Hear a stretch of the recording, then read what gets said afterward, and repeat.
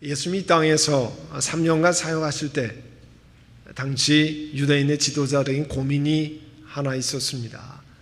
사람들이 모였을 때 자신들이 잘못되었다고 아주 공개적으로 말씀하시는 예수님을 어찌하면 없애버릴까 하는 이런 것이었어요. 대제사장들, 백성의 장로들이 모여서 예수님을 잡아서 죽일 방법을 의논했습니다. 그런데 이게 웬일입니까? 그러던 중에 당시 종교 지도자들은 아주 좋은 기회가 생겼습니다. 마태복음 26장 14절 이하에 보면 예수님을 따르는 12제자 중에 가롯지방 출신의 유다가 있지 않습니까? 유다가 예수님을 지도자들에게 팔아 넘기는 생각을 그 지도자들이 먼저 제안했어요. 그 대가로 은돈 30개를 받기로 했습니다. 겟세마네 동산에서 예수님이 기도하실 때였어요. 12제자 가운데 한 사람인 그 유다가 예수님에게로 왔습니다. 종교 지도자들이 보낸 칼과 몽둥이를 든 그 사람들과 함께 예수님을 잡으러 왔습니다. 그런데 보니까 전혀 생각지 않는 일이 생겼어요. 예수님이 이 사람들에게 전혀 저항하지 않고 잡혀가는 것을 보고 제자들이 어떻게 했습니까? 모두 다 예수님을 버리고 달아나 버렸어요. 이게 마태복음 26장 56절에 나와 있는 이야기입니다. 제자들이 몇 시간 전에 이렇게 도망가는 거라고는 완전히 반대 말을 했거든요. 마태복음 26장 31절 이하에는 이런 제자들의 맹세를 전하고 있습니다. 31절에 보면 이렇게 되어 있어요. 예수님께서 제자들에게 말씀하셨는데 오늘 밤에 너희가 모두 다 나를 버릴 것이다. 성경에 말씀하기를 목자를 칠 것인데 양떼가 흩어질 것이라 했습니다. 그러나 내가 살아난 뒤에 내가 먼저 갈릴리로 갈 것이라고 말씀했어요. 그랬더니 앞에 보시면 여러분 베드로가 예수님께 이렇게 말했다고 그러잖아요. 비록 모든 사람이 다 주를 버릴지라도 나는 절대로 버리지 않겠습니다. 예수님께서 그 얘기를 듣고 말씀하셨어요. 내가 진정으로 내게 말하노니 오늘 밤에 닭이 울기 전에 내가 3번 나를 모른다고 할 것이다. 베드로가 예수님께 그 얘기를 듣고요. 주님과 함께 죽는 한이 있을지라도 절대로 주님을 모른다고 하지 않겠습니다. 근데 그 끝에 이런 말씀이 더 붙어 있어요. 다른 제자들도 모두 다 그렇게 말했다는 거예요. 절대 도망가지 않 무슨 소리입니까? 절대 함께 죽는 자리에 같이 있겠습니다. 이렇게 얘기했다는 거예요. 이 말을 하고 몇 시간 안 지냈습니다. 반나절도 지나지 않아서 제자들은 자기들이 3년간 모시고 왔던 선생님이 잡혀갈 때 모두 다 자기들도 도망가 버리고 말았습니다. 약속했는데 다 져버렸어요. 우리도 하나님 앞에 약속한 거 나중에 약속했는지 기억도 못하는 일이 얼마나 많은지 모릅니다. 이렇게 모두 예수님 모른다고 도망해버렸던 제자들이 예수님의 승천 이후에는 완전히 삶이 바뀌었다는 얘기를 전해주고 있어요. 성경에도 그렇고 교회사의 전승에도 그렇게 나옵니다. 예수님을 알지도 못한다고 부인했던 사람들이 예수님이 부활하셨다고 하는 것을 증거하러 다녔다는 거예요. 사도행전 12장 1절 2절에 보면 헤로드 왕이 교회에 속한 몇몇 사람들을 해쳤다고 그랬습니다. 그 중에 대표적인 사람이 요한과 형제간이 야고보를 먼저 칼로 죽였다. 다른 성경의 다른 곳에요. 제자들이 어떻게 됐는지 나와 있지 않습니다. 다만 전하는 얘기에 의하면 계시록을 썼던 사도 요한만이 생을 정상적으로 마치고 다른 사람은 전부 다 순교했다라고 전해집니다. 너무 이상하지 않습니까? 예수님이 잡혀가는 모습만 보고도 아직 고문당한 것도 아니고 치도권위를 당한 것도 아닌데 모두 다 도망을 치버리는 제자들이었습니다. 그런데 도대체 어떤 일을 경험했길래 그들이 생명을 내어놓고 예수님을 전하는 일에 나서게 되었느냐 하는 거예요. 가장 첫 번째는 제자들에게 예수님이 잡히시 전에 이런 말씀했잖아요. 내가 종교 지도자들에게 잡혀가서 죽었다가 3일 만에 다시 살아날 것이라 이렇게 얘기했어요. 그 말씀하신 대로 예수님이 죽었다가 3일 만에 다시 살아나셨잖아요. 그 부활하신 예수님을 제자들이 만난 겁니다. 그리고 그 만난 후에 거꾸로 이 사람들은 나가서 사람들이 죽인 예수님을 하나님이 살리셨습니다. 그렇게 증거하고 다녔습니다.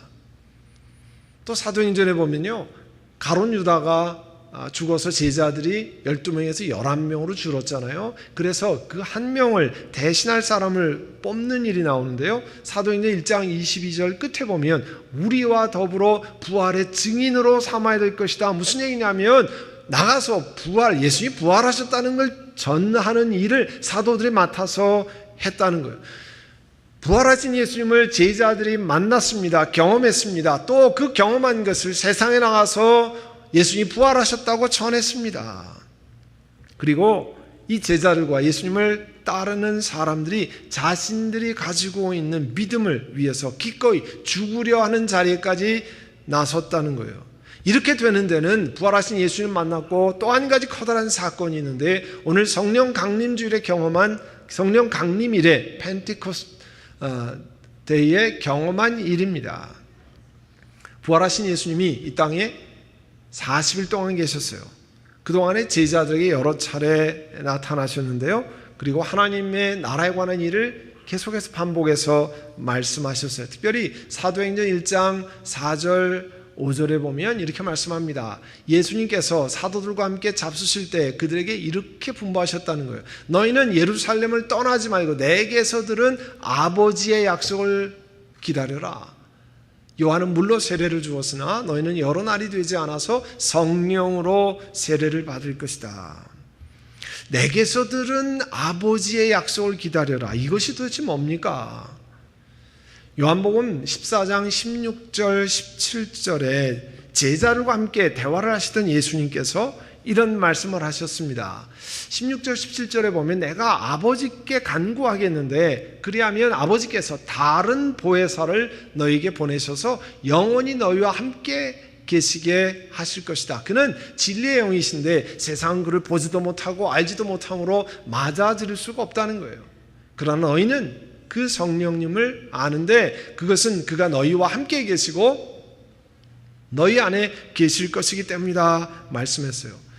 그 묵상 노트에 보혜사를 한자로 적어놨습니다. 영어로는 헬퍼라고 번역을 했는데요, 원래 그릭에서 그 뜻을 가지고 번역하면 문자 그대로 literally translating을 하면 부름받아 곁에서 돕는 사람, 그런 뜻이에요. 보혜사라는 뜻은 우리가 일반적으로 좀 전혀 쓰지 않는 말인데요, 원래 뜻이 부름받아 곁에서 돕는 사람이에요. 예수님이 이 땅에 계시면서 사람들의 보혜사, 돕는 분으로 계셨다, 그런 뜻입니다. 사람들의 곁에 도우시는 분으로 일하셨다는 거예요. 그래서 예수님을 첫 번째 보혜사라 그렇게도 얘기해요. 그런데 예수님께서 아버지 하나님께 구하겠다는 겁니다. 다른 보혜사, another helper를 보내달라고요. 그래서 그분이 영원히 사람들과 함께 계시게 될 것이라 말씀합니다. 이렇게 오셔서 도우시는 분이 진리의 영이시라는 거예요. 이런 약속을 따라 하나님께로 오신 분을 가르쳐서 우리가 성령이다, Holy Spirit이라 이렇게 부르죠. 성경은 이 성령님이 하나님이시라고 말씀합니다. 하나님이시라. 그걸 잘 알 수 있는 말씀이요, 이 사도행전 5장 3절 4절에 있어요. 사도행전 5장 3절 4절은 초대교회가 경험한 가장 큰 스캔들 가운데 하나입니다. 돈 문제로 커다란 스캔들이 있었는데요, 베드로가 이렇게 얘기했어요. 아나니아라는 사람한테 아나니아는 들으시오. 어찌하여 그대의 마음이 사탄에게 홀려서 그대가 성령을 속이고 땅값의 얼마를 몰래 떼어놓았소. 이 얘기는 무슨 얘기냐면요, 당시에 초대교회에 하나님 주시는 은혜를 받고 자기에 있는 땅, 재산을 팔아서 하나님 앞에 드리고 교회 앞에 드린 일이 많이 있었습니다. 그런데 아나니아와 삽비라라고 하는 부부가 땅을 팔았어요. 땅 판 거에 예를 들면 일부를 자기가 쓰려고 놔뒀어요. 놔둘 수 있죠. 그리고 제가 땅을 이만큼 팔았는데 이만큼은 내 쓰려고 놔두고 이게 나머지입니다. 그러면 하나도 문제가 되지 않은데 땅 판 돈 놔둔 것까지 합쳐서 이게 땅 판 돈 전부입니다, 이렇게 이야기했어요. 그때 베드로가 하나님이 깨닫게 하셔서 이런 얘기를 한 겁니다. 그 땅은 팔리기 전에도 그대의 것이 아니었어. 또 팔린 뒤에도 그대 마음대로 할 수 있었던 것이 아니었어. 그런데 어찌하여 이런 일을 할 마음을 먹었으니 거짓말할 마음을 먹었냐 그런 뜻이죠. 그대는 사람을 속인 것이 아니라 하나님을 속인 것이라는 거예요. 자, 위에 보시면 성령을 속였다고 그랬어요. 3절에. 그런데 4절에 보면 하나님을 속인 것이라 그렇게 얘기했습니다. 그 얘기는 뭐냐면 성령님이 하나님이시라는 것을 같은 그 바로 다음 구절에 말씀하는 겁니다. 예수님이 약속하신 대로 사람들에게 오시는 돕는 자, 헬퍼 성령님은 하나님이시라는 거예요. 성령님이 하나님이시라고 하는 것을 성경은 사실 곳곳에서 말씀하고 있습니다. 고린도전서 2장 12절에 보면 사람 속에 있는 그 사람의 영이 아니고서야 누가 그 사람의 생각을 알 수 있겠습니까? 이와 같이 하나님의 영, 성령이 아니고서는 아무도 하나님의 생각을 깨닫지 못합니다 말씀합니다. 성령님은 전지하신 하나님이라 그런 뜻이 omniscient God, 모든 것을 아시는 전지하신 하나님이라 그런 뜻이요. 그뿐이 아니고 로마서 8장 12절에는 예수를 죽은 사람들 가운데 살리신 분의 영이 여러분 안에 살아계시면 그리스도를 죽은 사람들 가운데 살리신 분께서 여러분 안에 계신 자기의 영으로 여러분의 죽을 몸도 살리실 것입니다. 성령 하나님이 여러분의 죽을 몸도 살리실 것입니다. 이 얘기는 뭐냐면 성령 하나님은 omnipotent God, 전능하신 하나님이라 그런 뜻이에요. 또 그뿐이 아닙니다. 성령님은 마태복음 28장 19절에 의하면 성부 하나님과 동등한 하나님이신 것을 말씀하고 있어요. 그래서 마태복음 28장 19절에 너희는 가서 모든 민족을 제자로 삼아 아버지와 아들과 성령의 이름으로 세례를 주고 말씀했어요. 몇 주 전에 제가 세례식, 유아 세례식 베푸면서 뭐라고 말씀했습니까? 성자, 성령의 이름으로 세례를 주라. 성부, 성자 이름으로 세례를 준다고 얘기하지 않고 성부, 성자, 성령의 이름으로. 그 얘기는 God the Trinity, 삼위일체 하나님 가운데 한 분이 성령 하나님이라 그런 뜻이에요. 여러분 교회 본당에 들어올 때 큰 세 개의 빌딩은 폼나라고 세워놓은 게 아니라고 그랬죠. 뭐라고 그랬어요? 삼위일체를 상징하는 God the Trinity를 visualize, 상징적으로 여러분 보도록 하기 위해서 세워놓은 겁니다.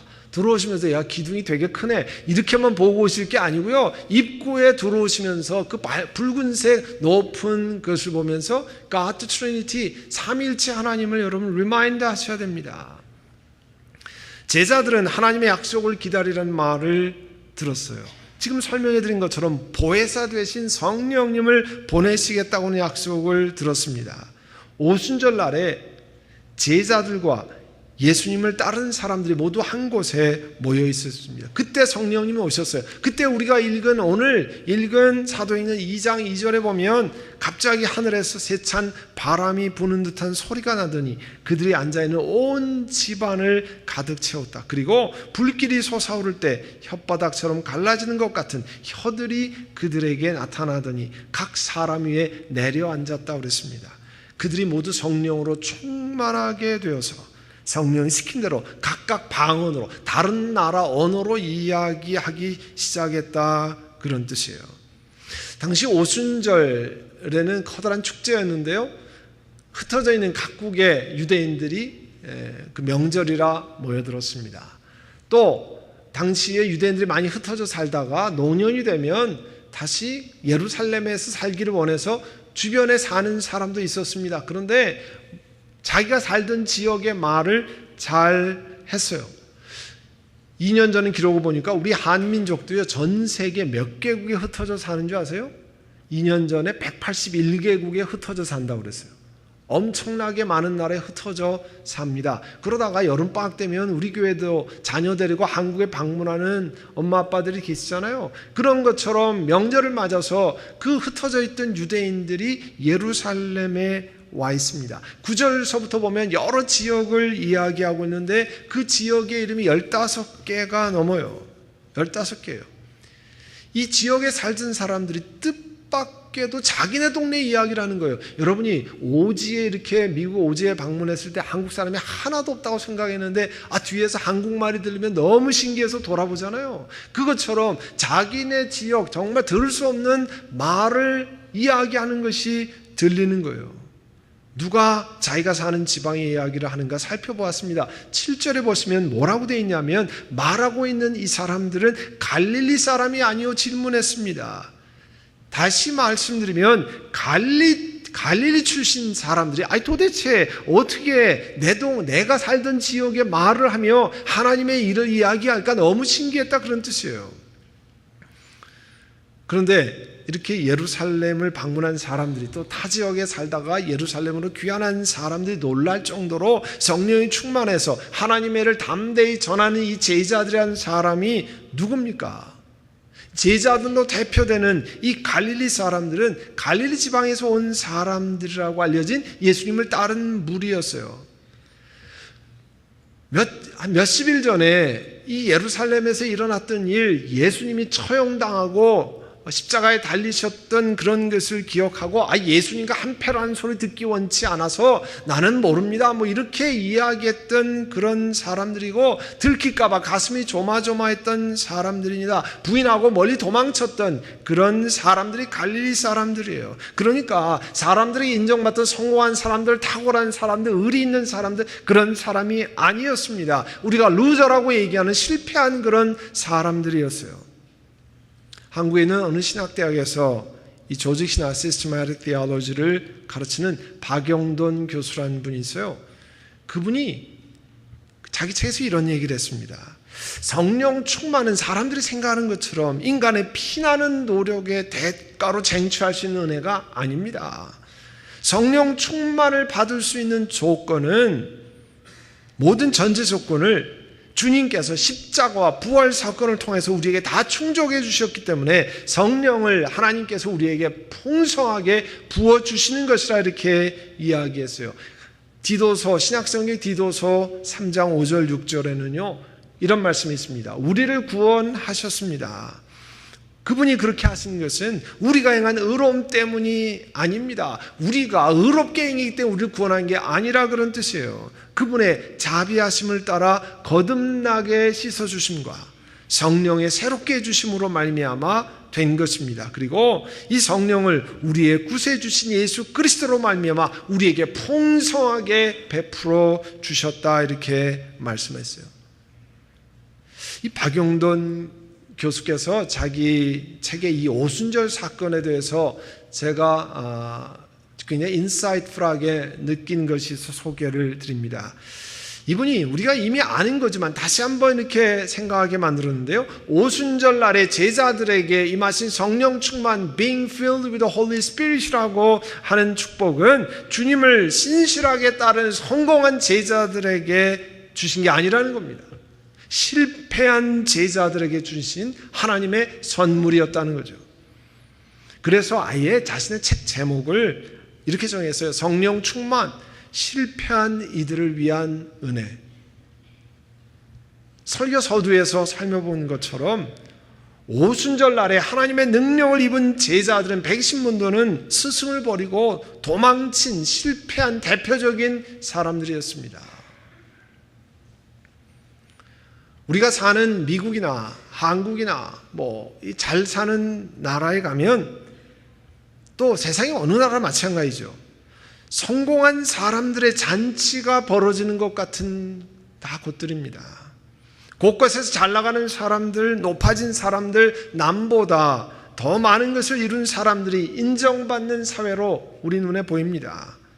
그러나 성령 하나님은 우리 같으면 찾아가서 부탁하고 싶지 않은 사람들, 믿음직하지 못한 사람들에게 하나님의 큰 일을 전하는 일을 맡기셨다는 것을 기억하셔야 돼요. 사람의 생각과는 전혀 다르죠. 우리는 어떤 사람에 맡깁니까? 충성된 사람, 무슨 성과를 잘 낼 수 있는 그런 사람들에게 부탁하잖아요. 그러나 하나님은 예수님을 버리고 도망친 사람, 예수님을 부인한 사람, 그런 사람들에게 하나님의 능력을 덧입히게 하셨습니다. 그게 하나님의 놀라운 방법이에요. 이 자리에 예배드린 우리들도 이 세상으로 보면, 이 세상 기준으로 보면 성공하지 못한 사람들이 더 많을 겁니다. 자신을 바라보면 초라할 때가 얼마나 많은지 몰라요. 낙심될 때가 얼마나 많은지 모릅니다. 세상이 판단하는 기준으로는 탁월한 사람으로 인정받지 못합니다. 그러나 역설적으로 바로 이런 것들이 성령 하나님의 능력을 덧입고 하나님을 신뢰하기에 더 좋은 조건이라고 하는 것을 말씀하고 있는 겁니다.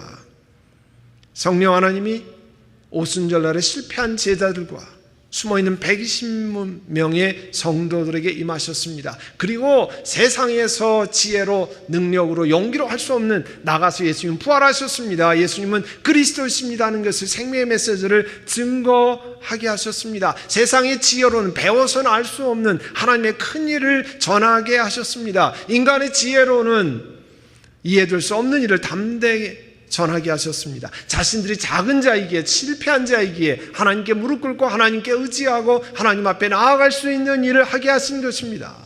그게 하나님의 놀라우신 은혜예요.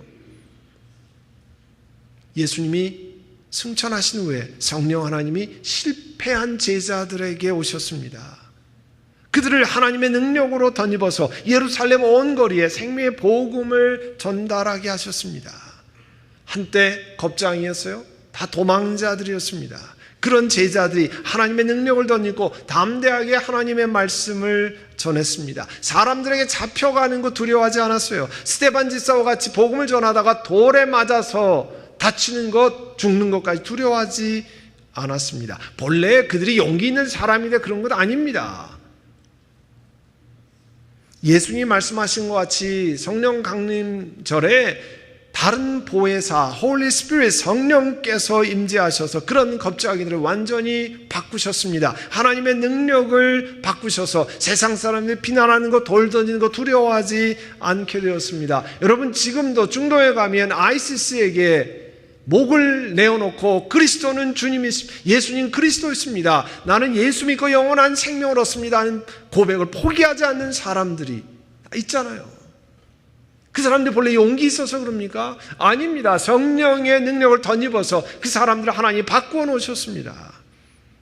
사랑하는 선한목자교회 성도님, 우리 모두는 이 세상에서 연약한 자입니다. 그래서 하나님의 능력이 필요하지 않으십니까? 실패한 자에게 찾아오시는 하나님의 사랑이 얼마나 놀랍습니까? 실패한 인생이지만 성령께 사로잡혀서 하나님께 쓰임받는 인생이 아름답지 않습니까? 우리의 전 존재가 성령께 사로잡혀서 성령이 지배하시고 인도하는 인생이 되면 어떻겠습니까?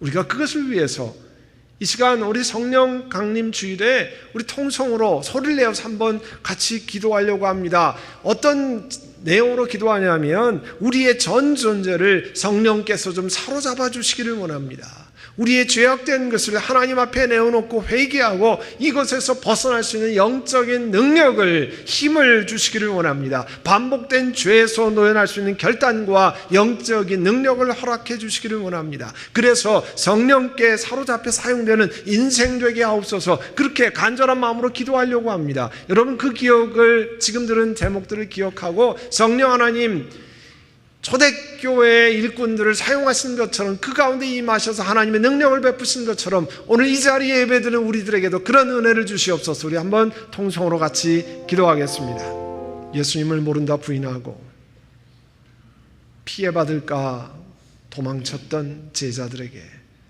하나님이 오셨습니다. 성령 하나님이 그들에게 하나님의 능력을 덧입히고 이제 세상에 밖으로 나가서 예수님이 구세주이십니다. 예수님이 부활하신 분입니다.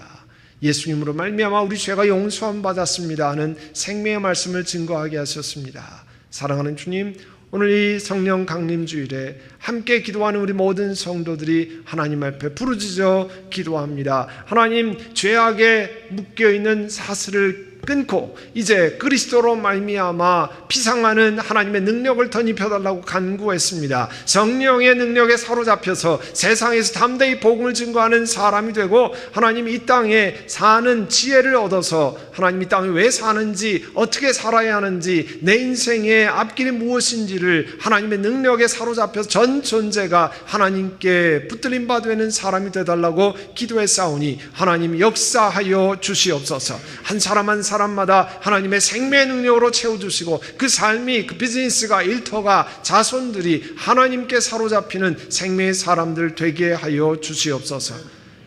예수님의 이름으로 기도하옵나이다. 아멘.